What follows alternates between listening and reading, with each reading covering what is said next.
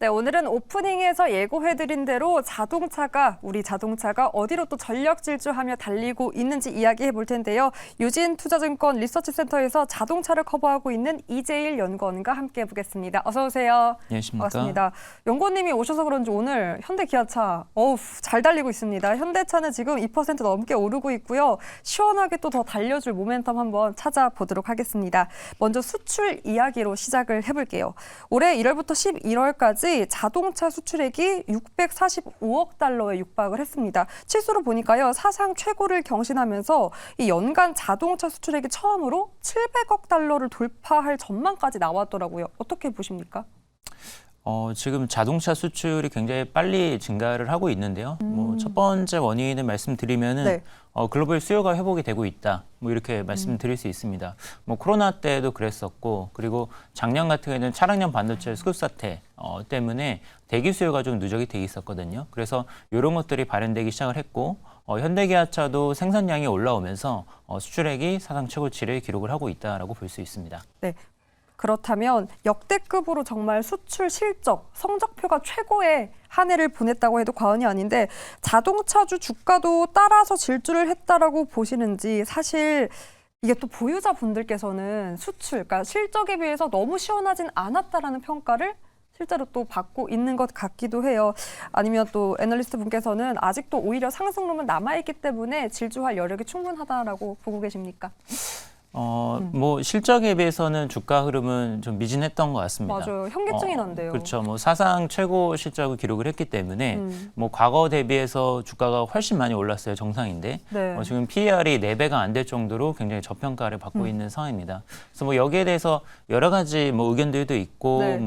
원인들이 있겠지만 가장 큰 거는 금리 때문인 것 같아요. 그러니까 금리가 너무 높기 때문에 사람들이 결국에는 차를 못 사지 않을까 이런 우려들이 반영이 되고 있는 것 같습니다. 그래서 현재 봤을 때는 미국 시장의 그 장기 금리가 올해 하반기 들어오면서 많이 올랐었는데 네. 그런 분들이 조금 누그러지기 시작을 했거든요. 그래서 우려가 해소가 되기 시작을 할 거고, 그렇게 되면 결국에는 주가도 조금 더 상승 탄력을 추가적으로 더 받을 수 있다고 보고 있기 때문에 아직은 주가가 덜 올랐다, 이렇게 판단을 하고 있습니다. 아무래도 또 금리 인하에 대한 기대감이 또 선반영되고 있는 움직임 때문에 그러한 것까지 반영을 해서 아직은 조금 더 여력이 충분하다라고 긍정적으로 보시는 것 같습니다. 그럼 최근에 낸 보고서를 통해서 한번 이야기를 이어가 보도록 할게요. 기아 인도 공장을 또 탐방하셨다고 하더라고요. 인도 자동차 시장, 사실 중국 다음으로 또 인구가 많다고 해서 인도 시장에 대해서 많이 또 기업들이 포커스를 맞추고 있는데 직접 가보니까 어떠셨습니까? 최근 들어서 이제 중국을 제치고선 글로벌 1위의 인구 대국으로 인도가 올라서고 있는 상황이고요. 네. 그리고 제가 이번에 갔을 때도 느낀 건데 네. 인도 시장이 앞으로 굉장히 성장 잠재력이 크다라는 거를 느꼈습니다. 이유는 뭡니까?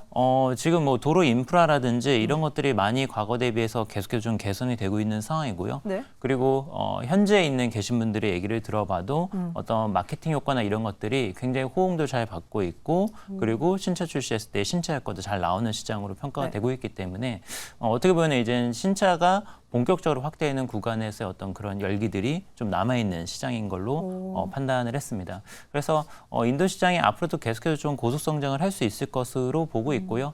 현대기아차는 지금 인도 시장에서 지금도 이제 시장에서 2위를 차지하고 있지만 추가적으로 증설을 하면서 판매를 더 늘려나갈 계획을 가지고 있습니다. 저렇게 그래프로만 보면 사실상 일반 투자자 입장이나 그냥 소비자 입장에서는 체감이 어려운데, 혹시 인도 가셔서 그냥 시내나 일반 거리에서 쉬는 시간 보내셔 보셨어요? 네, 그렇죠. 이게 궁금했던 건, 사실 그런 거리에서 1시간 동안 거리를 보면 현대차가 기아차가 몇 대 지나가는지를 보고 살짝 우리가 체감을 할 수 있거든요. 혹시 많이 보신 것 같습니까? 현대기아차 굉장히 많았었고요. 상당히 많았었고, 네. 제 생각에는 차량 대수를 세어보진 않았는데 네. 꽤 많은 현대기아차 SUV 차량들이 지나가는 걸 볼 수 있었습니다. SUV라는 키워드도 나왔습니다. 아무래도 소형차보다는 그런 중형차에 대한 인기가 더 많은가 봐요? 사이즈보다는 사이즈 자체는 이제 조금 소형에 가깝기는 하지만 네. 어떻게 보면은 이제 좀 적재량이냐 사람이 많이 탈 수 있는 SUV 차종을 선호를 하는 거를 좀 느낄 수 있었고요. 그래서 세단보다는 SUV 그리고 SUV지만 이제 내부 공간 활용도가 굉장히 높은 이런 차종들이 인기가 있었고 현대기아차도 지금 가격도 저렴하면서 그리고 현재 니즈에 맞은 SUV 차량들을 중심으로 출시를 하고 있기 때문에 그게 이제 성공의 키워드가 되고 있는 것 같습니다. 오, 맞아요. 생각해보면 인도는 우리랑 조금은 다른 기류가 가족 단위가 조금 구성원이 크잖아요. 그렇죠. 그러니까 아무래도 그 SUV가 인기가 더 많을 테고 이미 그런 시장 선점을 현대와 기아가 하고 있는 것 같습니다. 그래서 궁금한 게 기아 인도 공장 이 생산은 어느 정도 규모인지가 궁금하고요. 기아의 인도 성공 요인 중에 하나 아까 이미 조금 나온 것 같은데 조금 더 있다면 어떤 요인들이 있을까요? 현재 이제 기아차 단독으로는 35만 대 정도 캐파를 인도 시장에서 보유를 하고 있고요. 네. 뭐 현대차 같은 경우에는 조금 더 많아가지고 한 80만 대 가까운 지금 현지 캐파를 보유를 하고 있습니다. 네. 기아도 워낙 지금 판매가 잘 되고 있기 때문에 추가적으로 증설을 해서 50만 대 이상으로 현지 생산 능력을 지금 가져가려는 계획을 내부적으로 가지고 있습니다. 인도 같은 경우는 여러 가지 시장에서의 어떤 니즈가 좀 다른 지역하고 많이 다른데요. 아무래도 이제는 고급 사양 이런 것보다는 현재 적합한 이제 현재 특화형 사양들 그렇죠. 이런 것들을 좀 많이 요구를 합니다. 그래서 현대기아차가 현재 특화 모델들을 출시를 하면서 여기에서 지금 시장의 호응이 굉장히 잘 나오고 있기 때문에 시장 분석이 잘 돼 있고 그리고 현재 특화 모델들 SUV 중심 차종 이런 것들을 통해서 시장을 잘 공략을 하고 있다라고 느꼈습니다. 네, 영상이 다소 뭔가 약간의 현대 기아차, 그러니까 요즘식의 현대차, 기아차가 아닌 것 같아서 이거 정말 단순한 궁금함입니다. 지금 수출되고 있는 우리의 기아 현대차는 최신에 가까운 기종들이 납품되고 있는 겁니까? 인도 같은 경우는 사양의 차이는 있지만 기본적으로 이제 플랫폼 자체는 똑같다라고 보시면 되고요. 근데 대신에 이제 들어가는 사양들이 좀 차이가 있습니다. 국내 같은 경우는 좀 고급 사양 뭐 이런 게 들어간다고 하면은 인도는 이제는 가격대를 좀 낮게 가져야 되기 낮춰서. 때문에 현재에 맞춘 사양들이 들어갑니다. 그 현지화가 정말 중요할 것 같네요. 자, 그렇다면 우리만 이렇게 노력을 하면 안 될 텐데 정부 정책도 뒷받침이 되어주는 것 같습니다. 이 인도 정부가 전동화 산업 육성을 주도하고 있다라고 하는데 이러한 시장 현황과 기아의 EV 진입 전략에 대해서 한번 들어볼까요? 지금 인도 정부도 글로벌 트렌드에 맞춰가지고 전기차 보급에 굉장히 많은 공을 들이고 있습니다. 그래서 여기에 대해서 많은 지원책들이 나오고 있고 뭐 테슬라 같은 경우도 사실 지금 인도에 공장을 짓고 싶어 하거든요. 그래서 시장의 포텐셜도 굉장히 크기 때문에 글로벌 플레이어들도 인도 시장에 진출하려고 노력을 하고 있습니다. 현대기아차 같은 경우 입장에서 근데 보면은 사실 인도가 아직까지는 전기차가 빠르게 확산되기에는 좋은 조건은 아닌 게 첫 번째로 전력 인프라가 아직까지는 좀 부족한 측면이 있고요. 그리고 전기차가 좀 고가이다 보니까 인도 소비자들이 살 수 있는 중저가의 전기차를 아직까지 좀 공급을 하지 못하고 있는 상황입니다. 내부적인 플랜은 일단 초기에는 EV6나 아이오닉5 같은 것들을 수출을 통해서 판매를 프리미엄 이미지로 자리 잡고요. 그 다음으로 2025년도 이후부터는 현지화 저가 EV 모델을 출시함으로써 시장에서 판매 대수를 늘려나가겠다. 이런 전략들을 지금 가지고 있습니다. 그럼 여전히 아직도 수출하는 기종에는 아무래도 전기차보다는 기존의 차량이 더 많은 퍼센테이지를 차지하고 있는 겁니까? 아직까지는 인도 시장이 전기차 비중이 좀 미미한 상황이고요. 요거를 이제는 25년도부터 본격적으로 판매를 늘려나가 이런 계획들을 가지고 있습니다. 네, 왜냐하면 사실 기아 현대가 이러한 실적에도 불구하고 리스크로 요인됐던 게 내연기관차를 여전히 생산하고 있다는 게 오히려 미래 성장에는 마이너스로 요구가 돼서 반영되고 있는데 오히려 내수가 아닌 그렇게 해외 수출 쪽으로 돌려서 생각을 한다라면 충분히 또 실적에는 긍정적으로 저희가 생각을 해도 좋은 겁니까? 지금 뭐 전기차가 사실 뭐 굉장히 빠르게 성장을 하고 있기는 하지만 네. 여전히 내연기관차가 차지하는 포션은 굉장히 크고요. 그리고 특히 이제는 선진국 같은 경우에는 전기차가 빠르게 보급이 되지만 인도 같은 경우에는 사실 전기차가 그렇게 빠른 속도로 보급되기에는 여러 가지 난관들이 많습니다. 그래서 이머징 같은 경우에는 내연기관차 병용 전략이 분명히 필요하고요. 네. 그리고 전기차 같은 경우에도 사실 하이브리드라든지 아니면 PHEV라든지 여러 가지 라인업을 갖고 있는 게 훨씬 유리합니다. 지금 미국 시장에서 전기차 수요가 둔화되는 거에 대해서 맞아요. 시장에서 우려들이 많이 하고 네. 있는데 이럴 때 하이브리드 라인업을 갖고 있느냐 없느냐에 따라서 환경 규제를 맞추냐 못 맞추느냐 이런 게 또 왔다 갔다 할 수 있거든요. 그래서 이런 다양한 포트폴리오 전략이 지금은 상당히 좀 강점을 발휘를 하고 있는 것 같습니다. 현 시점에서의 충분한 장점 여력도 있기 때문에 현지화를 어떠한 대응 전략으로 또 녹여낼 수 있는지에 대한 점검도 필요해 볼 것 같습니다. 기아에서요, 이제 현대 이야기로 넘어가 볼게요. 바쁘셨네요. 싱가포르도 다녀오셨어요? 네. 인도에 이어서 싱가포르 혁신센터를 방문하셨는데 어떤 곳인지 궁금하고요. 그리고 현대차가 이 싱가포르를 선택한 이유는 어떤 겁니까? 싱가포르 혁신센터는 이제 스마트 팩토리 기술을 메인으로 R&D를 하는 연구센터다라고 볼 수 있습니다. 싱가포르를 선택한 이유는 첫 번째는 일단 정부 지원책이 굉장히 크다라고 좀 볼 수 있습니다. 싱가포르 정부가 적극적으로 이제 연구 개발 단지에 대해서는 지원을 해주고 있기 때문에 그게 이제 첫 번째 이유가 되고요. 두 번째 이유로 보게 되면은 싱가포르가 동남아시아 지역에서도 굉장히 글로벌화가 많이 돼 있는 도시입니다. 도심지이기 때문에 R&D 인력들을 수급하고 채용을 하는 데 있어서 굉장히 유리한 측면이 있거든요. 그래서 제가 갔었을 때 싱가포르 혁신센터에서 근무하는 근무자들의 국적 배경이 네. 10개가 넘는다. 이렇게 오. 얘기를 하시더라고요. 오. 그래서 이제 다양한 국적 베이스의 연구 인력들이 모일 수 있다는 점이 장점으로 또 꼽히고 있는 것 같습니다. 그리고 이제 싱가포르가 이제 동남아 지역에서 또 허브가 될 수 있기 때문에 거기를 토대로 해서 동남아 지역의 기술을 또 전파를 할 수 있는 뭐 이런 측면이 있는 것 같습니다. 정말 혁신센터라는 이름에 걸맞는 분위기를 느끼고 오신 것 같습니다. 저는 사실 이 부분이 가장 궁금했어요. 왜냐하면 이 기사로 인해서 관련 주들이 또 급등을 했던 모멘텀이 있었기 때문에 현대차에서 이 완성차 기업에서 스마트팜을 한다는 게 참 의외였습니다. 그래서 그 기사를 보고 갑자기? 왜? 이런 의문이 들더라고요. 혹시 그 이유를 찾았습니까? 스마트팜 같은 경우에는 일단 싱가포르 정부의 니즈가 상당히 많이 반영이 된 것 같기는 해요. 이것도 현지화네요. 네, 왜냐하면은 싱가포르가 도시국가이기 때문에 식량의 90%를 해외로부터 수입을 하고 있다고 합니다. 그리고 국토 면적이 경작 가능한 면적이 뭐 1%밖에 안 된다라고 하더라고요. 오, 그래서 그렇군요. 이런 문제들을 해결을 해달라라는 이제 싱가포르 정부의 니즈에 맞춰가지고 스마트팜, 그러니까 좁은 공간에서 수직으로 많은 작물을 생산할 수 있고 그 과정에서 또 이제 로봇을 이용해서 자동화를 할 수 있는 이런 시스템을 좀 갖추려고 갖춰져 있었습니다. 네. 그리고 요걸 통해서 이제는 또 안에서 청정하게 생성된 이런 채소나 이런 작물들을 직접 바로 소비를 할 수 있는 이런 좀 친환경적인 이미지까지도 고려를 해서 스마트팜 기술을 지금 개발을 하고 있었습니다.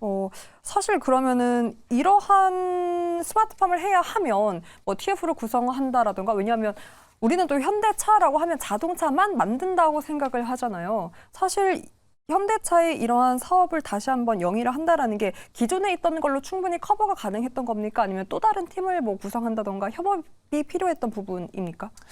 또 다른 팀을 구성을 할 수밖에 없었겠죠. 뭐 또 다른 팀을 구성을 해야 되고. 네. 그리고 근데 이게 스마트팜이라는 것 자체가 사실은 팜을 하는 것도 중요하지만 네. 로봇 기술이 굉장히 많이 필요하거든요. 결국 자동화. 그렇죠. 무인 자동화를 하게 되고 그리고 그 과정에서 많은 로봇들이 투입이 되고 뭐 이런 AI 기술도 필요하고 이런 여러 가지 융복한 기술들이 들어가기 때문에 거기에 착안해서 현대차가 우리가 여기에서 경쟁력이 있겠구나 이렇게 좀 판단을 한 걸로 보입니다. 네, 흥미롭습니다. 또 이러한 부분이 어떻게 추후에 실적으로도 크게 연동이 될지 한번 체크를 해보도록 할게요. 혁신센터 안에서의 스마트 팩토리 이야기도 궁금합니다. 또 이와 관련해서 우리가 눈여겨볼 만한 기업은 없을까요? 현대차 싱가포르 공장의 스마트 네. 팩토리는 유연 생산 시스템에 포커스가 맞춰져 있었습니다. 유연 생산 시스템. 네, 유연 생산 시스템. 그러니까 다품종 소량 생산이라고 볼 수도 있고 아니면 어떻게 보면은 대량 생산 체계의 라인이다 하더라도 라인을 빠르게 전환함으로써 시장에 유연하게 대응을 할 수 있는 이런 게 좀 목표다라고 보시면 될 것 같아요. 예를 들어서 전기차를 생산하는 라인인데 생각보다 전기차 수요가 부진하다. 그러면은 뭐 하이브리드나 PHEV 아니면 다른 차종들을 빠르게 이제 전환을 해서 생산할 수 있도록 이런 시스템을 가져가는 게 중점적인 과제다라고 이제 느꼈고요. 그리고 PBB 같은 경우에도 보게 되면은 플랫폼 자체는 공유를 하지만 고객의 니즈에 맞춰서 커스텀된 차량을 생산을 해야 되기 때문에 또 그런 경우에도 상당히 유용하게 개발이 될 수 있는 기술들이 개발이 되고 있었습니다. 그래서 이런 것들이 지금 중점 목표고요. 수혜주라고 보게 되면은 여기에서 핵심 기술들을 개발하고 공급하는 업체들 보면은 이제 현대 오토에버가 이제 소프트웨어적인 측면을 지원을 하고 있었고요. 그리고 현대 위아가 각종 로봇들을 만들고 있었기 때문에 현대 위아, 오토에버 이 업체들이 수혜주라고 볼 수 있습니다. 네, 현대 오토에버, 현대 위아가 수혜주로 또 구분될 수 있기 때문에 완성차 업체와 함께 이러한 모멘텀으로 함께 움직일 기업들도 함께 눈여겨 보시면 좋을 것 같습니다. 와, 진짜 바쁘셨네요. 혹시 이번 달 안에 다 다녀오신 건 아니죠? 한꺼번에 다 간 게 맞습니다. 오, 네. 네, 이번에는 또 인도네시아 공장을 탐방하셨다고 합니다. 현대차의 이 인도네시아 공장이 어떤 의미가 있는지 먼저 궁금하네요. 아세안 지역에서의 첫 번째 공장이다라고 현지 공장이다라고 볼 수 있고요. 그래서 아세안 지역의 진출 교두부로서 네. 설치된 공장이 바로 인도네시아 공장이다라고 볼 수 있습니다. 네. 아세안 같은 경우에는 현지에서 컨텐츠 비율이 40%를 넘어가게 되면은 서로 무관세 수출이 가능하거든요. 그래서 여기에서 인도네시아 현지도 커버를 하지만 생산 기지로서 수출 기지로도 활용될 수 있는 공장입니다. 네, 그렇다면 무관세가 어느 정도 실적의 플러스 요인으로 우리가 해석을 하면 좋습니까? 왜냐하면 무관세라고 하면 네. 조금 체감하기가 어려운, 그러니까 한마디로 세금이 없다 이건데. 그렇죠. 네. 현지에서 생산하는 거랑 비슷한 이제 대우를 받게 되는 건데, 근데 아직까지는 그게 시작 단계이기 때문에 현재는 거의 대부분 다 인도네시아 현지 시장에서 소화를 하고 있고요. 중장기적으로 이제 태국이라든지 다른 시장들을 공략할 수 있는 기지로서 활용이 될 것 같습니다. 그리고 인도네시아가 사실 또 전기차 쪽으로 많이 지원을 하고 있어요. 뭐 태국이라든지 이런 시장에서도 전기차 시장이 커지고 있기 때문에 네. 여기를 거점으로 해서 전기차를 수출하는 전략도 이제 생각을 할 수 있을 것 같습니다. 오히려 인도네시아를 시작으로 아세안 지역의 전기차 시장의 수출 판로를 좀 개척하는 시발점으로 봐도 좋을 것 같습니다. 이렇게 글로벌로 계속해서 뻗어나가는 정말 국내 자동차 산업입니다. 이 기조가 계속 유지될지가 사실 투자자분들도 가장 궁금하실 것 같고요. 이를 녹여서 투자 전략이 궁금합니다. 왜냐하면 오늘도 댓글에도 이말수 님이었나요? 왜냐하면 피크아웃에 대한 우려가 계속해서 제기되지 않냐라는 글들이 올라오고 네. 있거든요. 이러한 부분도 함께 짚어주신다면 어떤 게 있을까요? 그 피크아웃 논리의 가장 핵심적인 거는 결국에는 금리다라고 볼 수 있을 것 같아요. 그러니까 고금리가 지속이 되기 때문에 이렇게 할부 금리가 높으면 어떻게 차를 사겠냐. 네. 결국에는 시간이 지나면은 소비가 꺾일 수밖에 없다. 이런 논리들을 주장을 하는 거기 때문에 결국에는 자동차 산업은 지금 금리를 볼 수밖에 없고요. 금리가 정상화돼야지만 이런 피크아웃 논리가 약해지면서 결국에는 현재의 수익성이 정말로 이게 지속 가능하구나라고 이제 인정을 받을 수 있을 것 같습니다. 그래서 뭐 어제도 이제는 미국 금리가 최근 들어서 많이 내려오고 있는데 이런 게 굉장히 주가에는 중요한 모멘텀이 된다라고 보고 있어요. 그래서 내년도에도 지금 전체적인 판매 강도나 실적 전망은 나쁘지 않습니다. 뭐 올해보다 큰 폭으로 개선되진 않는다라고는 하지만 여전히 이제는 좋은 수익성이 나올 거거든요. 거기에서 금리가 안정화된다라고 하면은 이 수익성이 계속 돼 있구나. 그러면 결국에는 정상 밸류에이션으로 돌아간다라고 보고 있거든요. 그래서 내년도에 여러 가지 변수들이 있긴 하지만 결국에는 핵심은 이제는 금리다라고 보고 있고 지금은 금리 정상화에 따른 업사이드가 상당히 큰 포인트다. 이렇게 생각을 하고 있습니다. 그러니까 기승전 금리인 것 같습니다. 그런데 그 금리가 그래도 인하에 대한 기대감이 계속해서 반영되고 있는 만큼 더 여력을 기대해 볼게요. 이스마일 님이었네요. 이스마일 님이 피크에 대한 질문을 해주셨는데 좋은 답변이 되셨기를 바라보겠습니다. 그렇다면 전장화 관련해서도 한번 질문을 해보도록 할게요. 우리가 눈여겨볼 만한 기업은 없을까요? 그리고 이 전장화가 사실상 얼마나 시장에 녹아 있습니까? 그것도 궁금해요. 지금 자동차 전장화나 전동화 이런 부분들은 많이 이제 진행이 되고 있죠. 현대기아차가 EGMP라고 하는 전기차를 본격적으로 출시를 하면서 네. 많은 기업들이 기존의 내연기관차를 취급하는 업체들도 전기차 중심 업체들로 많이 변모가 되고 있습니다. 그래서 이런 트렌드는 지금 계속해서 확대가 될 것으로 보고 있고요. 네. 대표적으로 여러 가지 전장 기업들이 있긴 한데 지금 제가 좀 추천을 드리고 싶은 거는 현대기아차한테 매출 비중이 높은 업체들이 유리하다라고 생각을 하고 있어요. 왜냐하면 지금 글로벌 업체들은 전기차 전략도 뭐 후퇴를 하기도 하고 네. 그리고 판매도 훨씬 못 미치고 이렇게 좀 어려움을 많이 겪고 있는 반면에 현대기아차는 지금 꾸준하게 전기차 전략, 친환경차 전략을 펼쳐 나가고 있습니다. 그래서 네. 이런 게 차별화 포인트라고 보고 있고 여러 업체들이 있겠지만 지금 탑픽으로 말씀드린 건 현대위아 네. 그리고 현대오토에버 이렇게 좀 추천해 드립니다. 네, 현대와 기아의 매출 비중 있는 쪽을 보자라고 해서 현대위아, 현대오토에버가 언급이 되었습니다. 오늘 자동차 이야기 해주셨고요. 유진투자증권 이재일 연구원과 함께했습니다. 오늘 말씀 고맙습니다.